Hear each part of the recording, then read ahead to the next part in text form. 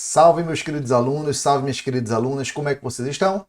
Espero que todos estejam muito bem. Eu me chamo Francisco Mário, sou seu professor de Direito Constitucional e a gente vai conversar hoje sobre um tema que é um tema dotado de uma carga teórica maior.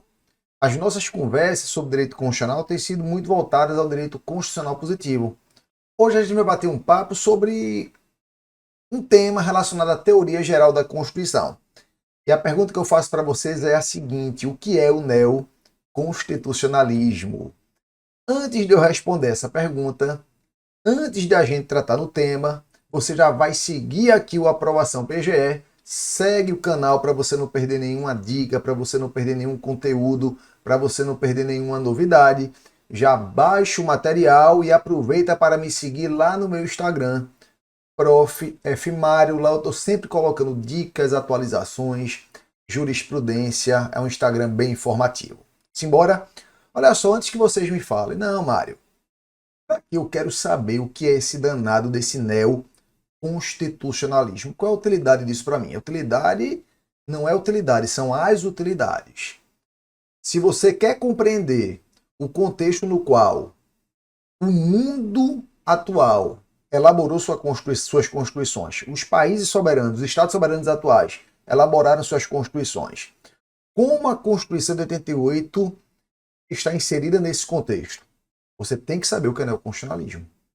A gente costuma falar que o neoconstitucionalismo seria a fase histórica, não só histórica, né? A fase histórica, teórica, política, nos quais as constituições modernas estão inseridas.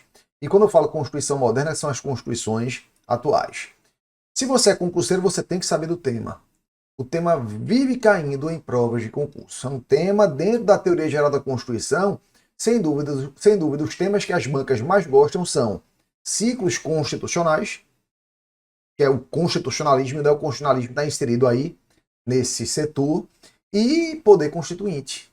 Quer ver eu trazer para vocês aqui uma questão de prova de concurso que trata do tema, né? Olha só. Constitucionalismo democrático do pós-guerra, desenvolvido em uma cultura filosófica pós-positivista, marcado pela força normativa da Constituição, pela expansão da jurisdição constitucional e por uma nova hermenêutica. O conceito apresentado identifica antecipa vocês, é o neoconstitucionalismo, né? Esse constitucionalismo democrático do pós-guerra foi desenvolvido dentro da ideia do pós-positivismo, né? É marcado aí por essa força normativa da Constituição e pela expansão da jurisdição constitucional. Tudo isso aí são formas, né, são efeitos, são consequências desse nosso neoconstitucionalismo. É sobre esse tema que a gente vai começar a conversar a partir de agora. A gente vai responder isso aí. O que é neoconstitucionalismo? Para quem não me conhece, eu sou Francisco Mário, né? Sou autor do livro Diálogos sobre Direito Constitucional, que vocês encontram aí, né? Tá aí no cantinho, vocês conseguem ver. Ele tá até aqui, ó. Pela editora Juspoli, o nome Diálogos sobre Direito Constitucional não é à toa. Ele é uma conversa, o livro todo é uma conversa, tem a forma de conversa, um diálogo entre aluno e professor, e nesse diálogo eu vou explicando os conceitos, trato de teoria geral da Constituição, trato de controle de constitucionalidade, trato dos principais temas do direito constitucional. Cheio de gráficos, organogramas, ao final de cada diálogo você encontra um resumo de tudo que foi conversado. Beleza? Acabou o merchandising, bora conversar sobre o nosso tema. Olha só. Antes de a gente compreender o que é neoconstitucionalismo, a gente tem que compreender alguns conceitos prévios. Não adianta chegar aqui e despejar para vocês, olha, neoconstitucionalismo é isso, isso e isso. A gente tem que entender como é que a gente chegou nessa fase, nesse ciclo constitucional chamado de neoconstitucionalismo. Primeiro ponto, a gente tem que compreender que as constituições elas surgem com um objetivo definido, é o objetivo de estruturar o Estado, organizar politicamente o Estado. E esse objetivo ele não é aleatório, né? A partir do momento que você organiza politicamente o Estado, como consequência, você reduz, você contém o poder desse Estado. Estado organizado, jurídico e politicamente, é Estado que tem poderes limitados. Então, quando a gente fala em constitucionalismo, ou melhor, constitucionalismo ou ciclos constitucionais, a gente está tratando disso. Está tratando, seja de um período histórico, seja de uma técnica de limitação de poder estatal. Então a gente pode analisar o constitucionalismo, o ciclo constitucional, sob esse olhar.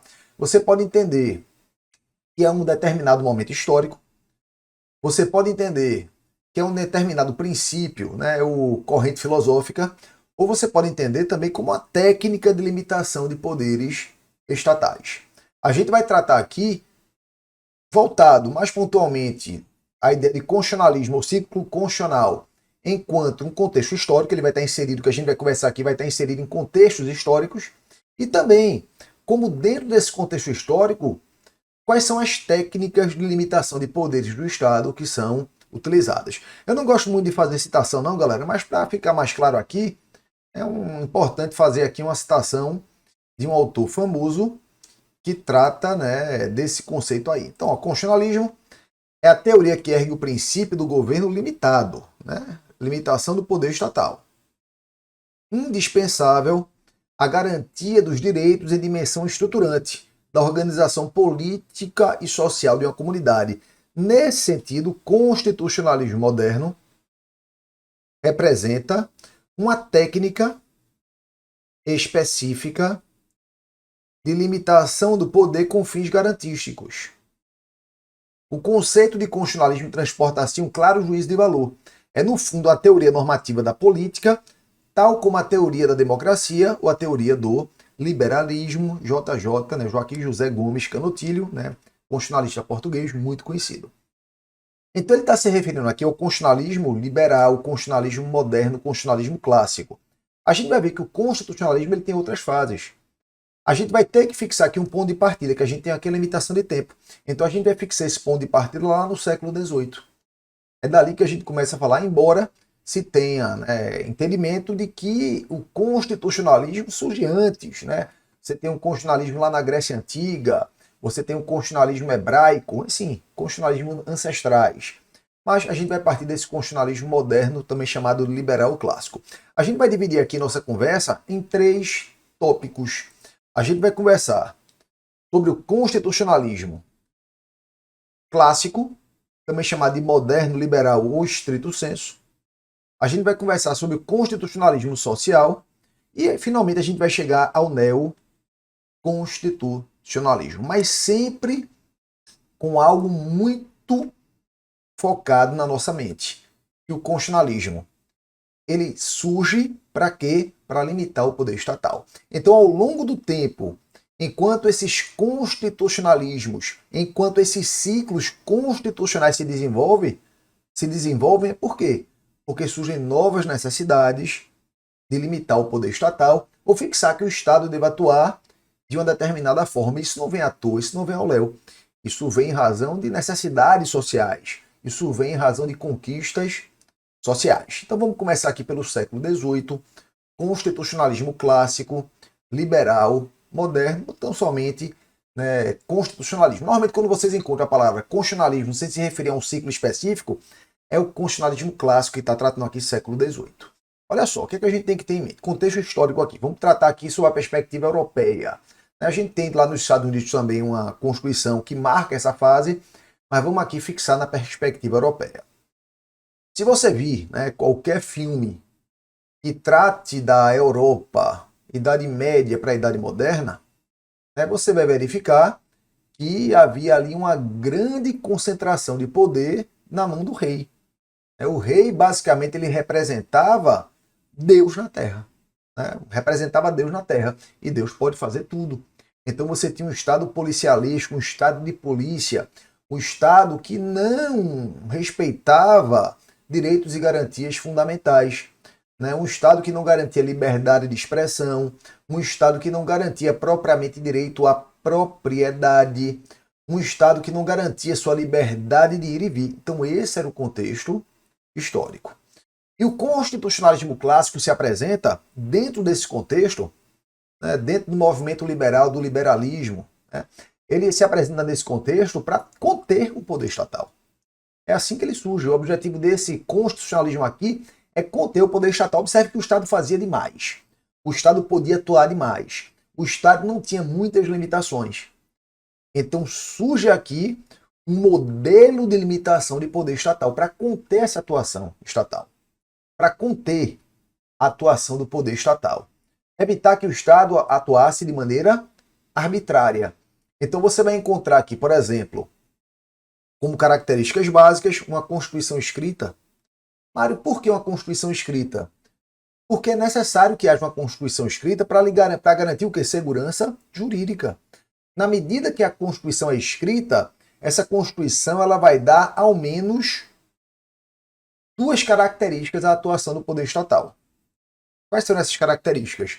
A característica da previsibilidade e a característica da publicidade. O ato estatal tem que ser público e tem que ser previsível. Você tem que saber como o Estado vai atuar e quando ele vai atuar. Isso é publicidade, é previsibilidade. O Estado não pode agir mais às escondidas. Ele tem que agir de forma clara. E ele não pode agir de qualquer forma. Ele tem que agir na forma que a ordem jurídica permite que ele haja. A Constituição escrita dá à atuação estatal essas duas características. Então, o jurisdicionado, o cidadão, ele tem condição de saber quando o Estado vai agir, como ele deve agir. Uma outra característica importante dessa fase é a aplicação do princípio da separação dos poderes, ou tecnicamente falando, né, uma expressão que eu entendo ser melhor, até porque não há separação de poder, o poder soberano ele é único e indivisível, então a gente se refere melhor como uma repartição orgânico-funcional, a repartição orgânica das funções do Estado. Na medida que você não tem a concentração de poder em um único órgão, em uma única autoridade, esse poder ele se divide em vários órgãos, um órgão limita a função do outro, contenção do poder estatal. E você vai ter também o quê? Um rol de direitos e garantias fundamentais. Então, olha só, o que é que a gente precisa saber, condensando esse conhecimento aí. Então, o marco histórico desse constitucionalismo clássico, liberal, moderno, né, o estrito senso. A gente tem como marco histórico a Constituição norte-americana, de 1787, que é num contexto um pouquinho diferente, e a Constituição francesa, de 1791. Você tem aqui um contexto de Estado liberal de direito, a gente sai daquele Estado policialesco e começa a adotar um Estado liberal de direito, um Estado garantidor disso aqui, ó, galera, de liberdades negativas. Daqui a pouco a gente conversa sobre elas. Um Estado garantidor de liberdades negativas. E a liberdade negativa, daqui a pouco eu explico. E você tem uma Constituição garantia, que é a garantidora de liberdades negativas, vamos começar sobre ela, direitos de primeira dimensão. Conforme conteúdo da Constituição, como a gente viu, a gente vai ter Constituição escrita, que vai tratar de um rol de separação dos poderes, e vai ter, que vai tratar de separação de poderes, e vai ter um rol de direitos e garantias fundamentais, direitos de primeira dimensão. Isso aqui é tão importante que, para Canotilho, uma Constituição que não tenha pelo menos isso não pode ser propriamente denominada, não pode ser propriamente chamada de Constituição. Então, a Constituição, para ser assim chamada, ela deve ter a forma escrita, pelo menos diante desse panorama do constitucionalismo clássico. Tratar da separação de poderes em ter o rol de direitos e garantias fundamentais. Observe que eu botei aqui direitos de primeira dimensão. O que seriam esses direitos de primeira dimensão? Então, justamente, galera, os direitos garantidores das liberdades negativas. Esses direitos que garantem liberdades negativas são os direitos de primeira dimensão. Aqui um desenho feioso que eu costumo fazer para exemplificar. Isso aqui é o indivíduo. Os direitos de primeira dimensão, eles funcionam como uma espécie de barreira protetora, um escudo protetor, que vai proteger o indivíduo da intromissão estatal. Por isso que a gente fala em liberdade negativa. Porque essas liberdades negativas, ou direitos de primeira dimensão, primeira geração, eles exigem do poder público um dever de omissão, um dever de não atuação, um dever de não agir, um non facere. O que é que o Estado precisa fazer para garantir minha propriedade? Ele não pode me desapropriar. O que é que o Estado precisa fazer para garantir minha liberdade de expressão? Ele não pode me censurar. O que é que o Estado precisa fazer para garantir minha liberdade de ir e vir? Ele não pode me prender. Observe, ele não pode fazer, ele não pode fazer, ele não pode fazer. São liberdades negativas. Deveres de omissão. Então, dentro do constitucionalismo clássico, o principal objetivo era o seguinte: opa, Estado, você age demais. Bora dar uma barreira aqui? Bora dar, como a gente chama por aqui, um freio de arrumação? E vamos proteger a individualidade? Então é nesse contexto que surgem esses direitos, é nesse conceito que se constrói esse constitucionalismo clássico liberal moderno. Então você tem uma situação na qual o Estado atingir demais, o Estado para de agir. Na medida que o Estado para de agir, você vai ter uma consequência. Qual vai ser essa consequência? Olha só. A partir do momento que o Estado não aparece, o Estado é quase um guarda noturno, é assim que o pessoal costuma fazer esse paralelo. O guarda noturno ele fica caladinho ali. Ele não aparece, ele aparece só quando é necessário, eventualmente. No mais, ele está ali cochilando, né, tá paradinho. Isso gera um problema. À medida que o Estado não atua, os particulares começam a resolver seus conflitos. E após começo do século XX, né, principalmente pós Primeira Guerra Mundial, isso gera um problema mais grave. Você tem uma crise econômica forte. Essa crise econômica forte gera um quadro de grave desigualdade social, onde alguns têm muito e outros têm muito pouco. Outros não têm quase nada. Se eu tenho uma fábrica e quero oferecer uma mixaria para alguém trabalhar lá durante 20 horas por dia, nessa visão completamente liberal, no contexto que a gente está tratando, isso é um problema dos particulares. Se eu quisesse me submeter a isso, eu poderia me submeter, não teria nada errado. Mas está errado, né, pessoal? Como é que você tem liberdade no contexto de desigualdade social? Como é que você tem propriamente uma liberdade em seu aspecto material? Significa autonomia da vontade, poder escolher livremente, na visão kantiana. Como é que eu posso ter essa autonomia de vontade se eu não tenho meios para fazer essa escolha livremente porque eu não tenho nem o que comer? Percebem? Então aí o constitucionalismo liberal ele evolui para um outro ciclo, chamado constitucionalismo social. Você vai encontrar isso aí, né, principalmente pós Primeira Guerra Mundial. Você tem aquele Estado liberal de direito e você tem surge agora o chamado Estado social de direito. Aquele Estado agora que vai intervir em certas relações sociais. É um Estado agora que vai intervir, né, no âmbito, na ordem econômica, para garantir o quê? Igualdade material. Aqueles direitos de primeira geração, eles continuam, não é que eles fiquem para trás. Mas surgem novos direitos, direitos de segunda geração, direitos de segunda dimensão. Direitos que vão garantir agora, galera, não uma liberdade negativa, mas uma liberdade positiva. O Estado atuando para garantir o quê? Uma igualdade material. Então, olha só, quais são os marcos históricos dessa fase do constitucionalismo social? Você tem a Constituição do México, de 1917, você tem a Constituição de Weimar, de 1919, e no Brasil, nossa Constituição Federal, de 1934. E quais são as principais características? Surge aqui a ideia de Estado social de direito. Você deixa de ter agora aquela Constituição meramente garantia e passa a ter Constituição dirigente. O que é a Constituição dirigente ou Constituição social? É aquela garantidora de liberdades positivas. Direitos de segunda dimensão. E com previsão de quê? De normas programáticas. Ela vai ser uma Constituição garantidora de igualdade material. O que é isso aqui? Lembra? Então, você tem o Estado social de direito, você tem agora o Estado atuando. Né? Não é que você vai esquecer as conquistas do ciclo anterior, não é isso, galera. Aquelas conquistas não são esquecidas, mas a essas conquistas, a elas você adere outras conquistas. Não é que você não tenha mais o valor de liberdades negativas, deveres de omissão. O Estado continua tendo deveres de omissão. Mas se agrega esses deveres de omissão, deveres de atuação naquilo que ele deve atuar. E quando é que ele deve atuar? Para garantir a igualdade material. Ele vai começar a atuar na ordem social, na ordem econômica. Surgem direitos de segunda dimensão. Por exemplo, os direitos sociais. Direitos sociais são direitos típicos de segunda dimensão. Normas programáticas. Normas que dão o objetivo que o Estado deve atingir. A nossa Constituição, por exemplo, tem características de influência desse período.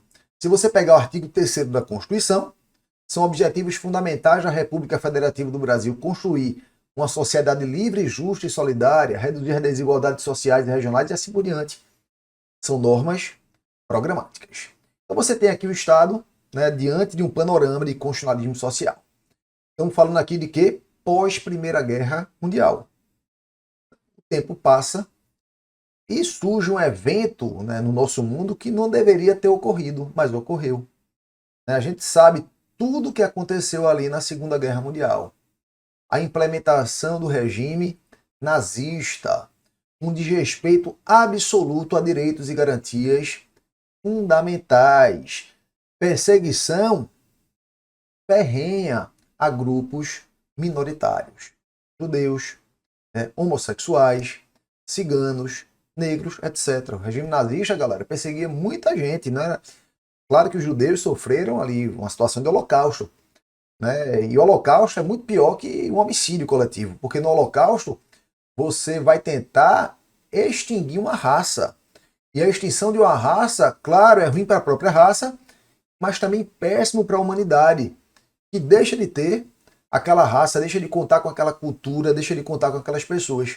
Então, a gente não pode confundir o holocausto com mero homicídio, né? O holocausto é algo muito mais grave, um crime contra a humanidade. É um crime contra a humanidade. Isso aconteceu diante do sistema nazista. Todo mundo sabe, né? Que a gente consegue. A gente tem filmes aí, livros à vontade, né? Deixo aí por todos os livros de Hannah Arendt, que tratam muito bem de tudo que aconteceu ali naquele período. E quando os nazistas foram julgados, né? A gente tem, por exemplo, o julgamento de Nuremberg, tiveram outros, né? Mas tem o julgamento de Nuremberg. O que é que eles alegaram? Muitos alegaram o seguinte: opa, eu agi de acordo com a ordem jurídica. Eu fiz o que a ordem jurídica do meu Estado permitia. Eu só segui a ordem jurídica. Você teve juízes que alegaram isso, né? Os mandamentos que eu dei ali, os mandados, eram de acordo com a ordem jurídica. Os executores, né? Aquilo eram baseados em ordem judicial, ordens legislativas, né? O Hitler, ele tinha, né, muito, assim, de maneira, um paralelo bem grosseiro, mas só para vocês compreenderem. Ele podia legislar monocraticamente por meio de um instrumento parecido, né? Parecido de longe assim, com medida provisória. Então o que ele fazia? Todos aqueles atos ele ordenava juridicamente. Então, do ponto de vista formal, por assim dizer, aquilo estava amparado na ordem jurídica. Será que isso é suficiente? Será que o fato de estar assim amparado na ordem jurídica completamente deslegítima, com profundo desrespeito a direitos fundamentais, será que isso é suficiente para falar que ali não houve nenhum crime? Claro que não, né, galera? Claro que não. Você não pode, sob o argumento de que aquilo se baseou numa ordem expedida por uma autoridade, entre aspas, revestida de competência, que aquilo não vai se tornar um crime, que aquilo não vai ser um ato contra a humanidade. Inclusive, na época, se criticou muito, né? Aqui é uma coisa muito de passagem, né? Alguns até hoje trazem isso, dizendo o seguinte: olha, o positivismo jurídico ele foi responsável pela implementação jurídica do regime nazista. Isso é uma bobagem, galera. Quem fala isso é uma bobagem. O nazismo não estava preocupado com corrente jurídica alguma. Né? Ou você acha que se não existisse o positivismo, a gente deixaria de ter esse regime nazista? Não teria se feito o que se fez. Né? Então, assim, isso é uma grande bobagem. Na realidade, aquilo foi feito por uma ausência total de empatia pela humanidade. É isso que aconteceu realmente. O mal ele foi banalizado. Então foi isso que aconteceu na Segunda Guerra Mundial. E é nesse contexto que surge o neoconstitucionalismo. Quando passa a Segunda Guerra Mundial, se analisa o seguinte: opa, a gente tem que mudar o modo de a gente ver a ordem jurídica. A gente não pode analisar a ordem jurídica como algo meramente formal.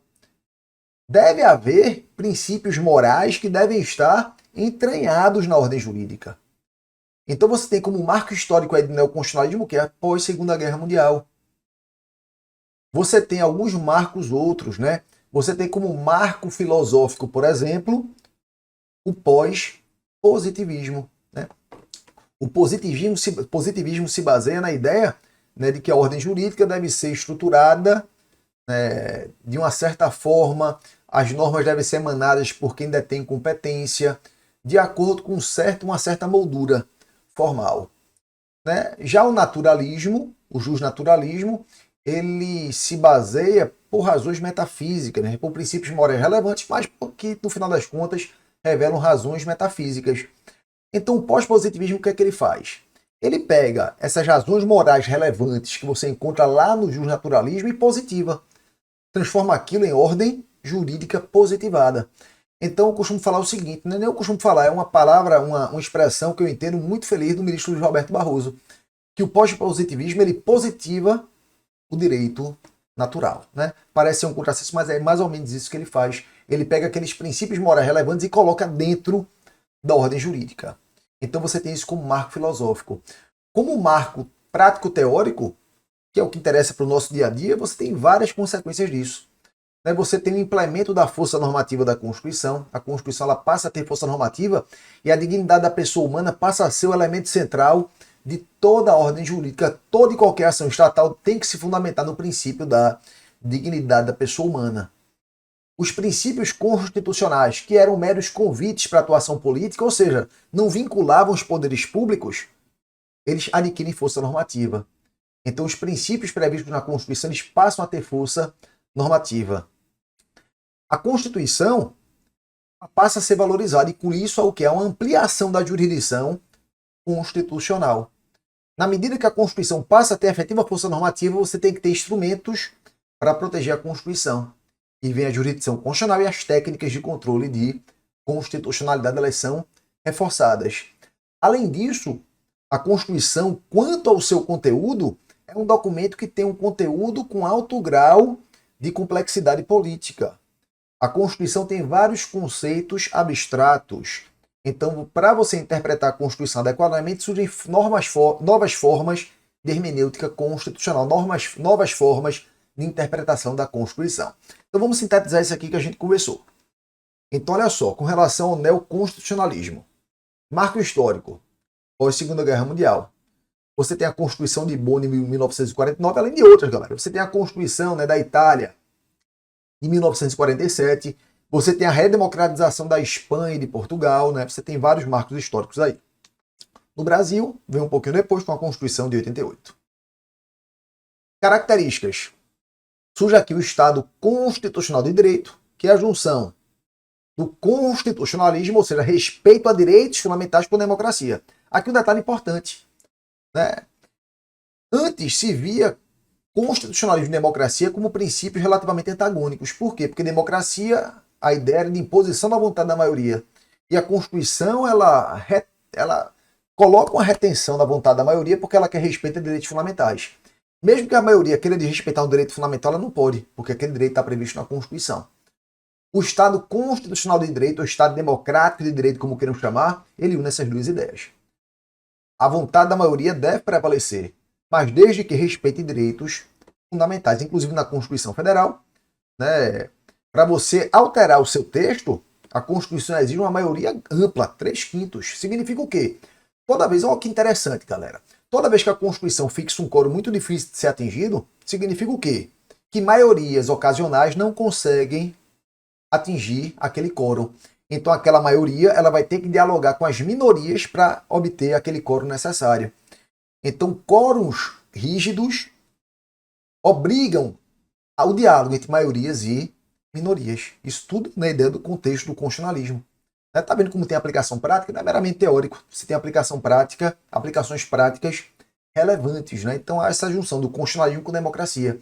Beleza, vontade da maioria deve ser respeitada, mas com respeito a direitos fundamentais. Não é porque eu sou contra aquele direito que eu posso aboli-lo. Não é porque eu não usufruo daquele direito que eu posso aboli-lo, não. Os direitos devem ser respeitados. Né? Inclusive a Constituição Federal fixa que direitos e garantias individuais são cláusulas pétreas. Vem aí o pós-positivismo, que a gente conversou, e com ele uma reaproximação entre direito e moral, dignidade da pessoa humana como elemento central da ordem jurídica e normatividade dos princípios. Surgem direitos fundamentais de terceira dimensão. Galera, direitos fundamentais de terceira dimensão são aqueles direitos sem titularidade definida. São aqueles direitos que pertencem absolutamente todo mundo. Né? O direito ao meio ambiente saudável, por exemplo, é um direito que pertence absolutamente todo mundo. É um direito típico de terceira dimensão.